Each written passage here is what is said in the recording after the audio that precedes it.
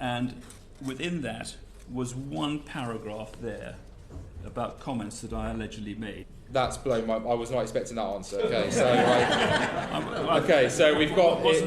Wasn't that made plain to you? That, and I'll probably let the chair come back on that one because he's been here longer than me to make sure I didn't cross the line. What I say. That doesn't mean I'm less shocked. They're shocked. Good. Okay. Yeah, I know it's Ardgurn and Gullis, but is this some absolutely amazing evidence on the post office scandal that came to light in this week's Business and Trade Select Committee, where Henry Staunton shows some evidence that shocked everybody? Some very serious allegations have been made, both by Mr Cresswell and by Mr Tidswell, related to your conduct, and that an investigation is currently underway, of which you were informed in November. Can I just check, first of all, that you share those recollections that in November you were informed that you were being investigated for your behaviour and conduct? Yes, there is an investigation. What there is, actually, is Mr Reid fell out with his HR director, and she produced a speak-up document which was 80 pages thick.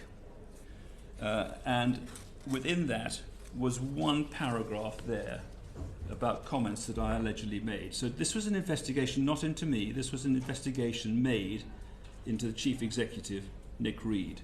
There's that one paragraph, and you could say actually it was about politically incorrect comments that are attributed to me, which I strenuously deny. This was not an investigation into me, this was an investigation based on the 80-page document prepared by the HR director. So, okay, so you're obviously accepting... obviously you've made it clear that you disagree with the allegations, and you're obviously currently going through an investigation. Of course, I wouldn't expect you to comment on a live investigation into yourself. Can I just ask, have you been interviewed at this stage? Yes, I have. Yeah. About allegations? Only last week I wrote to the barrister giving her further comments. So the fact that somehow I've not cooperated with this investigation is totally wrong. The point of the call with the SID was that this 80-page document was actually taking a terrible toll on Nick Reid. He said, I'm not being supported by the board, and this is just bad news for me and my family. I'm going to resign tomorrow. I've just had enough. Because I was about to say, the chair did ask the question earlier, Mr Reid, had he ever considered resigning? He said no. You're saying in a conversation, verbal conversation, he had got to a point where he felt that maybe he was going to have to step down. The 80-page report, of course, alleges from the HR director, not my words, that Nick was going to resign because he was unhappy with his pay. She's put that in this document. Really? I'm sure. I'm absolutely positive.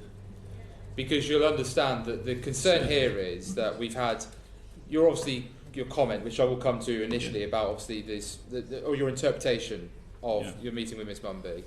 That has led to obviously communication between, via the newspapers, between yourself and the Secretary of State for Business and Trade, essentially, about your dismissal. We're now adding Mr Reid into this story. You'll accept that for sub-postmasters and postmistresses across the country, this is starting to look like a complete and utter shambles, to be perfectly frank. It's probably the politest way I've been able to... People will be shocked I was that polite. But like an utter shambles in how this is looking. And now we've got another name in the ring here.